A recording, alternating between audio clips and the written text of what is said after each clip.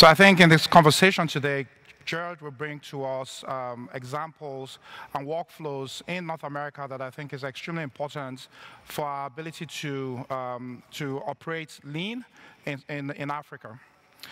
Secondly, I'd like to introduce Jean-Michel Jacquart. Jean-Michel is the current CEO of Trident Energy. Jean-Michel has over 25 years of experience in senior management in the oil and gas industry. He co-founded Trident Energy, and over the years, especially between 2007 to 2016, Jean-Michel was the CEO of Perenco. So in the conversations today, look out for very good examples of what Jean-Michel and his team are doing in Equatorial Guinea, but also over the years with his experience in Africa, his ability to walk through workflows and also relationships to get to results is something we will be looking out to point out in the conversations with Jean-Michel. And last is my very good friend, Henry Menkiti. Henry is the Chief Operating Officer of Ashrami Energy. It's an upstream company based out of Nigeria. He's responsible for designing, implementing, and overseeing business operations, as well as driving superior growth focused around research and innovation. Henry, like myself, worked in Schlumberger. To my friends in SLB, excuse me, it's Schlumberger. In the time Henry was with Schlumberger, he also was a vice president in the Schlumberger production management initiative. So clearly, Henry will bring quite a few interesting conversations around technology, things around models, around service companies working in this space. Okay? So gentlemen, thank you. Thanks for the time. So without further ado, what I would like us to do is to give you an opportunity to talk about a case study of the topic. And the topic, as you clearly know, is that we're looking at mid-size fields that are in decline. I was talking to Jean-Michel behind, in some cases of up to 20% decline rates. What are we going to do about these fields? So give us an example of a case study you've worked on or anticipating to work on. So thank you. Can you hear me? Yeah, good. So my name is Gerd. I am the CEO of Career Energy, as Henry has properly introduced. I think this is a very important session. It's kind of strange that the crowd is very, very thin, because what we are seeing in the industry right now, with the majors moving to offshore assets, deep offshore, they'll be leaving behind lots of fields that have been in production for a very, very long time. These fields have declined significantly, even though there has been some active reservoir management to keep them up, but they have been declining. And the risk here is that when the small players like ourselves come in and take over these fields, what do we have to do? So my career was with Shell, and in Shell, it's all about data management. If you go into most of the fields right now, it doesn't matter if you're picking a field in Nigeria or in Angola or in Gabon, you really have a scarcity of data. Without data, you're not able to optimize your field. You're not able to even understand the performance of the field. So the case in point here is OMA 109. OMA 109 is an indigenous block. It has been owned by a company called Atlas Oranto since they got the indigenous concessions in Nigeria. And this field has produced 15.2 million barrels of oil today. Going into the field, you want to be able to optimize it, but then you need to be able to understand how much the field has produced, which wells have produced, from which sands it has produced, how many wells have been produced, and the whole history of the field. What you realize is that there is just no data. Wow. So it is important that the very, very first step, and this, even from seismic acquisition, you need to be able to capture your seismic, do proper interpretation, understand the respective layers, the faults, the strata, and then you have a development plan. Right. Without that data, you cannot actually develop the field. So in terms of OMA 109, one of the first things we were trying to do is to be able to get as much data as we can, including analog fields, which are nearby, because in the Niger Delta sands, you kind of understand exactly what they're doing. Right. But you still need to be able to build your database, go back and see if you can rebuild what these wells have done. It's called history matching. Right. And then from there, you can begin to develop optimization strategies in order to produce a field. Right. So data management, I think, is one of the most important things for us to be able to unlock some of the hidden reserves or results which are left behind from declining fields. The other thing, of course, is the workflow. Okay. Right? You understand that you have the wells, you have the reservoir, you have the facilities. You need to be able to manage all of this in a synchronized manner. And that's why it's called well, reservoir, and facility management. And what that means is that you're simply taking the data from the wells and interpreting with the reservoir performance. You tie it in with your facilities, and then you can actually properly optimize the field.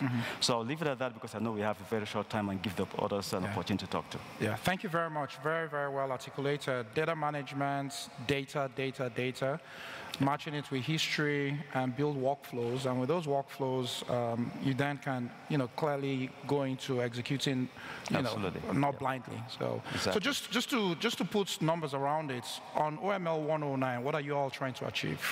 So right now it's good you ask that question because I think it's going to be across the board when it comes to matured assets.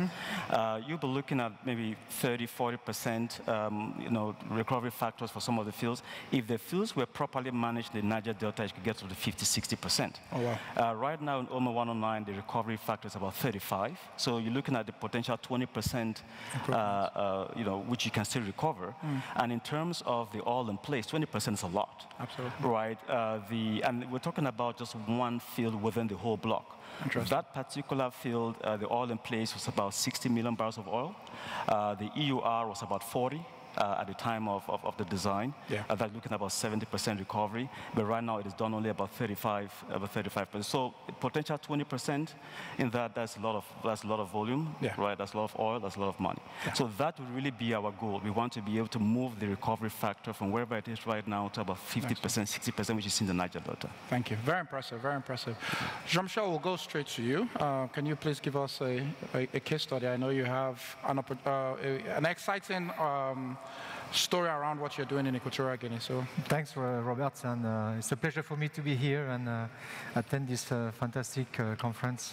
Congratulations to the organizers, for putting that together, but on giving us the opportunity to explain a bit what we do as Trident Energy, right? So yes, I mean, we are really much focusing, like you guys, in terms of midlife producing assets. Something we've been doing for many years. We have a long time. You mentioned it a bit, our previous experience. Taking over some producing assets, mainly from majors, and turning that around, and creating value out of it. It's something we've been doing from, as Trident Energy from 2016, when we enter in 2017 Equatorial Guinea, buying the asset from Hess. So maybe in the food chain, maybe we are certainly not at the front end and we're not at the back end, we are maybe right in the middle. And of course we discuss here around, the definition of mature field. We prefer to call them midfield because normally we see a lot of potential upside and value to be created through the midfield operations. And of course, I've been asked, what is the approach, what is the recipe? I don't think there is a single answer to that. I think there is no magic stick, that will help us on explain, that if we apply the recipe on the secret sauce, things will come better. I think for us to create value out of this marginal and declining field is boiled down to three aspects. The first one is hard work. Okay. And the second is rethink. And the last one is invest. So if you think about the hard work, is that we are taking assets that potentially were, I would not say overlooked by previous operator, but really it came at a stage where it became much less important to them. So kind of shifting the attention to something bigger and leaving behind some potential that we need to unlock. So of course it's boiled down because we are inherited some platforms, some facilities that are in place, and where we really see the possibility for us to extend the economical life beyond the current lifespan. So a lot of work, paying a lot of attention to details. A well is an important asset for us. Optimizing the well, applying some technology to optimize the production of the well is something we start with. Of course, he helps us to go step by step to get to learn, you know, the reservoir with time. And the more we progress, the more, let's say, complicated projects we can develop. In terms of rethinking, we think we can only thrive in midlife assets if we accept to challenge the status quo. Okay. It's not that we kind of give up on what good job that's been done by previous operators. Actually, it's a good baseline for us to capitalize on it. But if we just take it as it is without challenging, you know, what they saw, I think will not make a big difference. Yeah. So we need to revisit, we need to challenge ourselves. We should, I mean, you come from Schlumberger, so we reinterpret the logs sometimes, you know, to try to identify some small reservoir that could have left behind by the previous operator. And we have good example of that in some countries in West Africa. So I think rethinking and challenging ourselves is a big part, and of course, it all starts from the rock. So you mentioned it, studies, reinterpretation, 4D seismic is all what we've been doing in EG, and gave us the time for us to come up with, let's say, a more complex drilling campaign. Sure. Yeah. And then comes the investment phase. We always continue to invest. We invest from day one. Sure. First, more in optimizing the infrastructure, debottlenecking, optimizing production. And as you know, we are about to embark in a very, let's say, ambitious drilling program in deep water in Equatorial Guinea. The program is about to start end of October, so it's coming now. We have 2 workovers, 3 development wells, and 1 exploration well. That will really change the picture, and I think we have big expectations from this program. So I think, of course, you need to invest. Right. To invest, you need to have a good baseline, a good stable production. You have managed to fight the decline. You mentioned 20% decline. This is more or less what we faced when we took over, and we completely stopped the decline. If we compare to what we've achieved compared to what the previous owner was anticipating, maybe we are producing today 40 to 50% more than what he was thinking to produce. Impressive. So that gives us, you know, the cash flow we need to reinvest into the facilities and embark into this very aggressive and drilling program. Yeah. So that's more or less, let's say, the Trident Energy approach, which is not very. But I think it's boiled down to hard work, attention to details. A good well is a producing well, a good machine is a running machine, a barrel is a barrel that you know, we don't want to leave behind. But I think in a way our objective is really to avoid leaving behind us some resources that will be needed for the, you know, for the mixed energetic, you know. So I think this is the thing we've been doing for 25 years, and we continue to carry on. Quite interesting. No, so Henry, I'll move to you to give your case study, but it's interesting what Jean-Michel said around thinking outside the box. So in that vein, I'd like you to add a dimension around cost discipline, because generally once you give engineers an opportunity to think outside the box, there's a potential of ballooning the costs. So what are you all doing in Ashrami in terms of thinking outside the box, but thinking within the box of cost management? It's, I hope you can hear me. I can hear myself. It's an excellent point you raised, Robert, for reservoir management. What we tend to do, or what I do with the team, is remind them, get back to basics. Why do we do reservoir management? First of all, I normally compare what we do to the human body. We want to live forever, which means we need to be healthy. We want to get to a nice age and stay as long as possible, which means we need to do annual medicals and continue doing it so that if there are problems, we find out early. If there are issues, my medical cost will be low, and so that we can continue having the quality of life we want. So let me bring it back to the oil field. Our aim in reservoir management is to reduce risk. Reduce risk. Secondly, I want oil and gas production, increase production. So whatever you do, keep that at the back of your mind. We need more oil, we need more gas to make more revenue.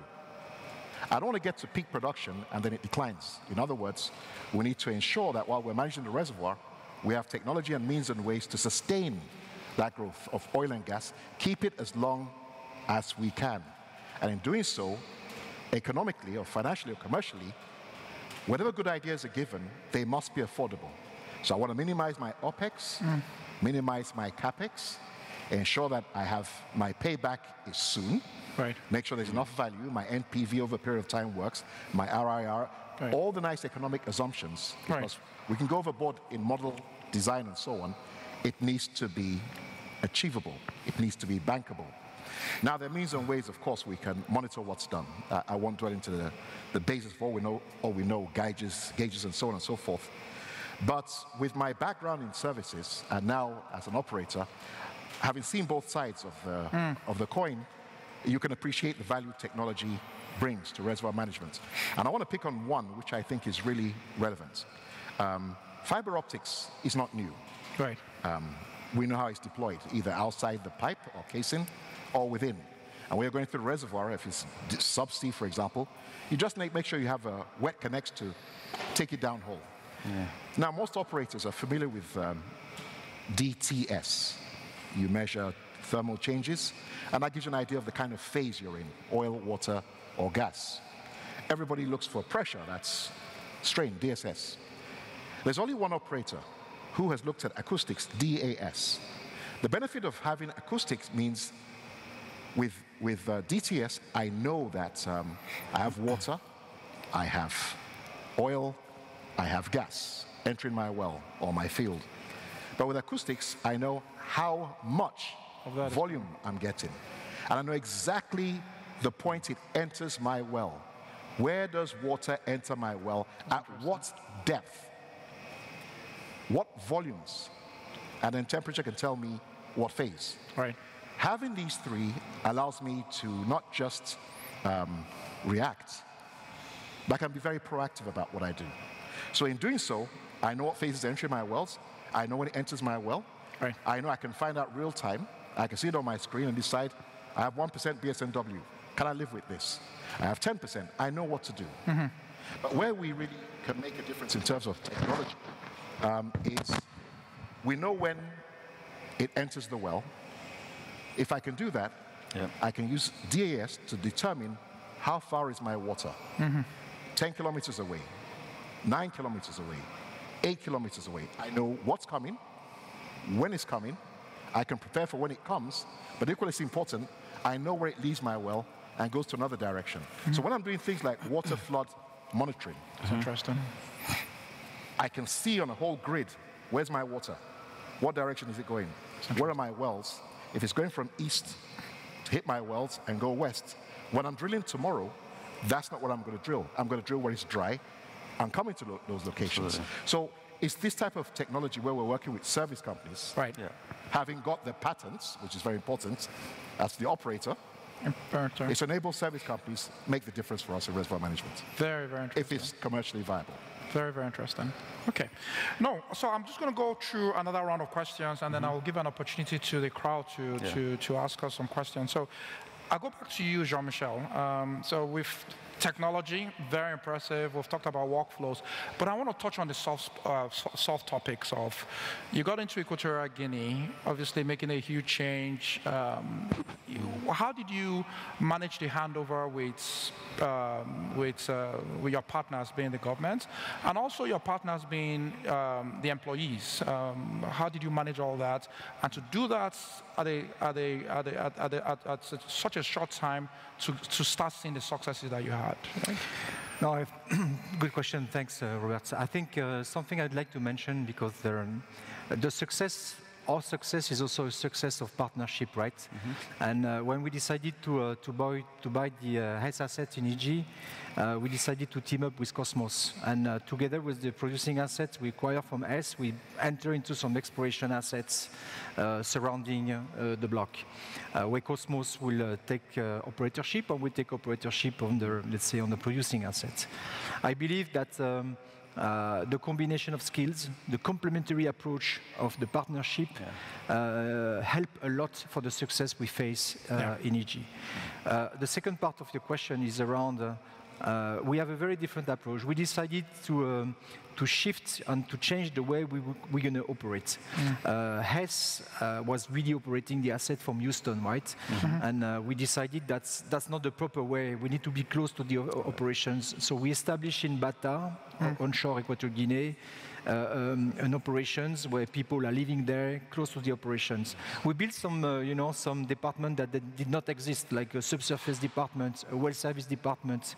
We also decided to internalize in country some function that were carried over from Houston, supply chain, payroll. So that's kind of thing that we use the, the base of the, let's say, the people that came over from Hess, the local people, to reinforce, empower, the workforce, give them more responsibility, support them, with some knowledge that, and the plan is really to transfer this knowledge to the local staff. And of course, because we do more in country, we are more active, we invest more.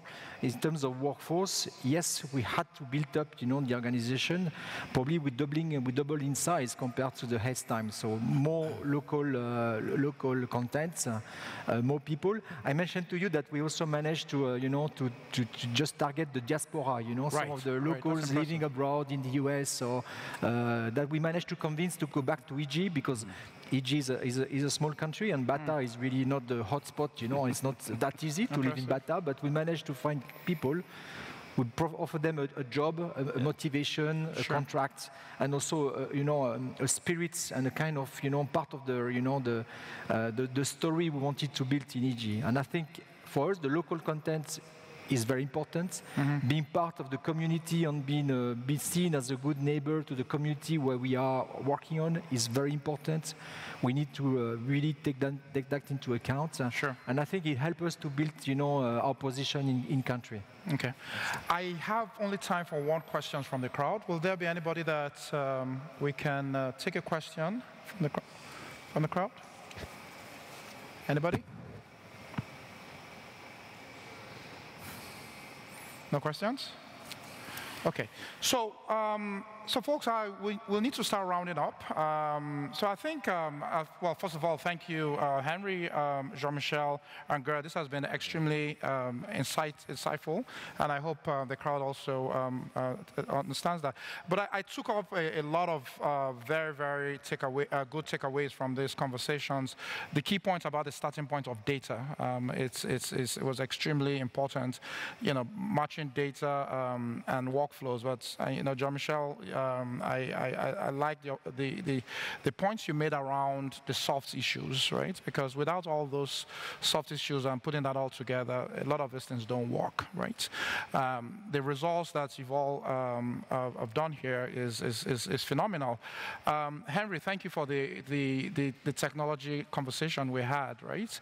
I think with things like that, so maybe I'll just ask the last question, and I'll maybe give you an opportunity to. How do you then get such best practices out? Because that will help the bigger picture. The industry, you mean? I'm sorry. Across the industry? Sorry? Across the industry. Yes.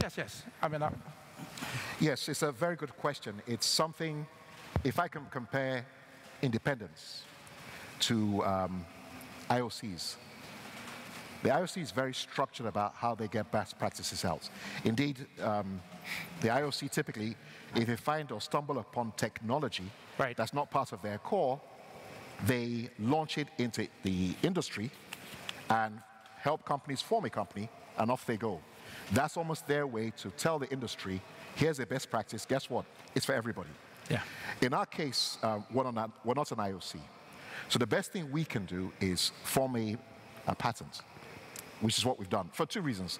One, to ensure that, it's proprietary. The knowledge is not lost, even though people may come and go. That's very important.